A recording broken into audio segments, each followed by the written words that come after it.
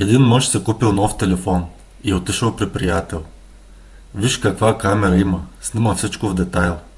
Приятелят казва: я направи една снимка на жена си. Не мога. Защо? Камерата няма толкова памет.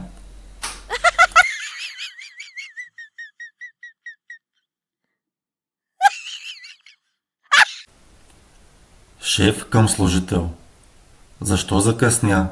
Пак. Сънувах, че съм на работа. И реших да не ставам, че и без това съм там.